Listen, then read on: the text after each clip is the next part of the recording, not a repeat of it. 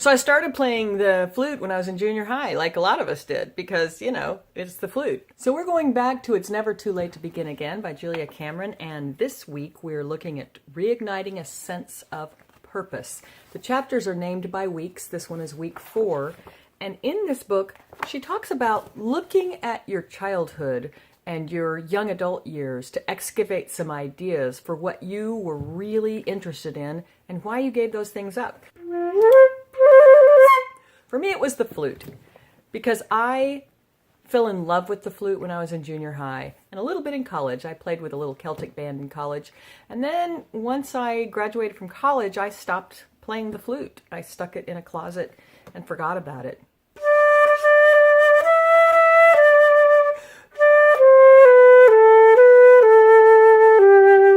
I played the flute in church occasionally, but I really didn't play much after that. And when I started having kids, my focus was, of course, on other things. It was on raising babies.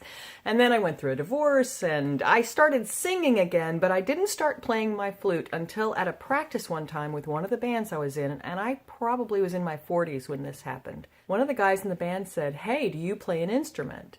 Thinking I probably could play the piano or something like that. But I said, yeah, I play the flute. I played the flute and piccolo in marching band. And he looked at me like, yeah, that's cool. That's cool. Why don't you bring it sometime?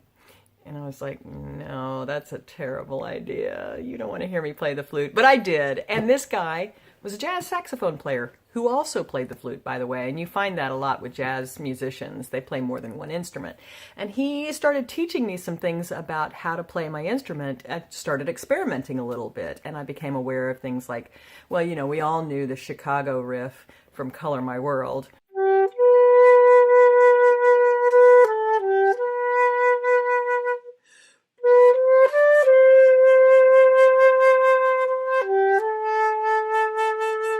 We all knew that, but then I was listening to how some of the other jazz flutists were playing.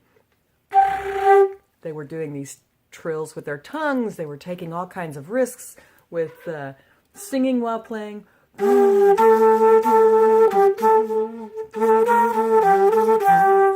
And I thought, man, that's cool. Could I do that? So I started trying these things, and the more I tried it, the more excited I got, and I started playing out. I wasn't always a hit on every solo, but after a while I started to get a feel for it, and now I play flute regularly. I have a music partner where I live now. His name is Brian, and he and I play, and I'm the guy who adds whatever wind instrument we're going to have, and in my case, it's going to be the flute, because that's the only wind instrument that I play. Some of what Julia Cameron talks about in this reigniting a sense of purpose is this idea that sometimes you feel really strongly about a thing that you've chosen, a creative endeavor, and you do it, but then somewhere along the way you get shut down. She calls these creative U-turns. And she says in the book on page 67, the types of examples are sadly extremely common and can dampen not only our nascent artistic impulses, but other aspects of our personality as well. Perhaps we are too loud reading aloud during history class and then, shamed and embarrassed, are afraid to audition for a school play. Maybe we're told our personality is too big, that we hog the room, and then become hesitant to make bold choices lest we offend those around us. This is all to say that there are many small choice points in our stories where we formed ideas about ourselves and followed or abandoned interests with little awareness of how or why our decision was made at the time. It's time now to take a look back and revisit the opportunities we took and those we rejected. I think one of the things that I notice as much as anything is the number of people who see me playing flute when I'm at a restaurant or a bar or something, and they're like, oh, I used to play the flute when I was in high school. And my first question is always, do you still have it? And often they do. They've stuck it up in a closet somewhere, just like I did, and they haven't taken it down in years, sometimes decades. And I always encourage people to pull it down, because I was actually pretty surprised at how easy it was to pull my flute out of its old box and put it together again and start playing. So think about your past.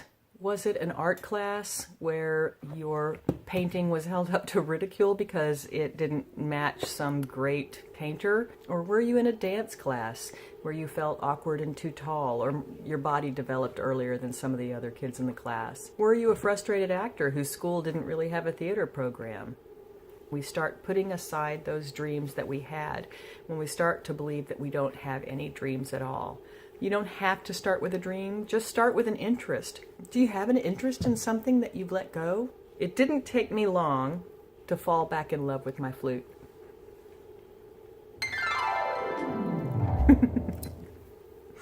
My flute's probably been with me longer than anything else in my life.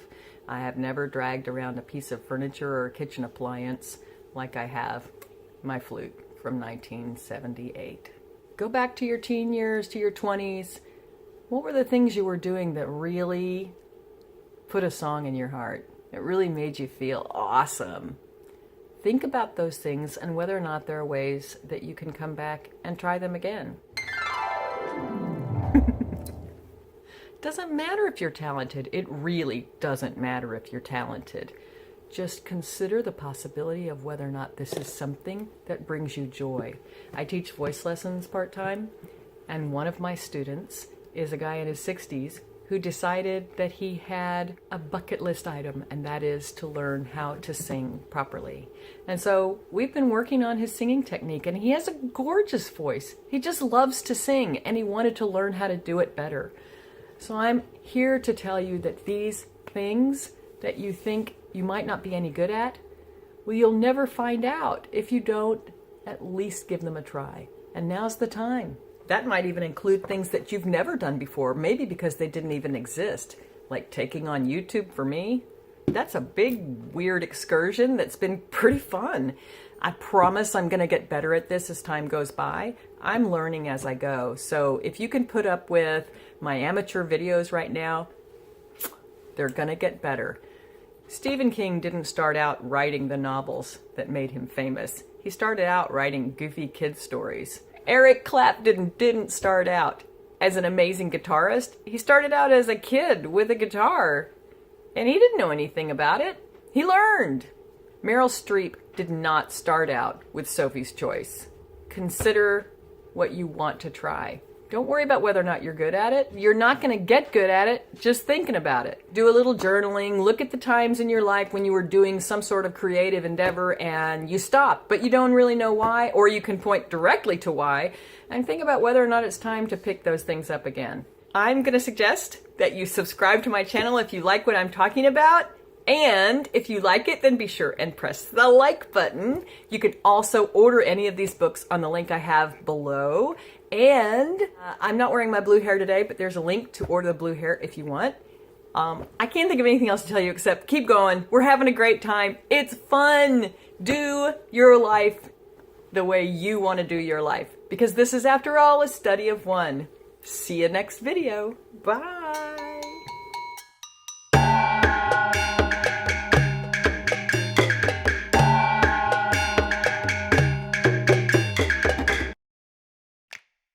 Discussing flute music and rock and roll, and I'm discussing modern flute music with my husband and my son, and I was remiss that I did not mention Lizzo. Oh my gosh. I can't believe that because she is such a hero for me. I love that woman so much. And, you know, she plays the flute. She's so cool. Okay, so anybody else I should have mentioned? I mentioned Death Row Toll, Chicago. You mentioned Hall of Kings? Hall of the Mountain King, I'm not sure on that. I don't know if they have a flute in that one. Riff in it. Yeah. Oh, there are bunches of them. Who's the guitarist that I always like to point out? Segovia? No. He was a rocker. He was part of Cream. You know him. Just a minute, I'm going to look it up. Well, who is it? Eric Clapton. Thank you. Yes, ma'am. Appreciate it. You bet, I'm on it. Thank you, research department. Are you wanting to come through? No. No. I'm going to turn it off if you are. No, I'm just reflecting. Oh, okay. Just can't hear it all. Okay. What are you guys talking about? Stop talking for 30 seconds. We will, but I'm afraid he was not much help. What are you talking about? What should I wear? I think a bow tie is a great idea. Just like Hemingway. Should I put on a collared shirt and a tie or something? Yeah, why not? Well, You don't want to try a bow tie? No, that was a joke. I think a bow tie is a great idea. A bow tie to chores.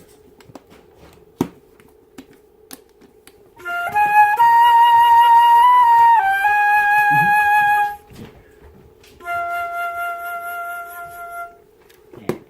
Did it?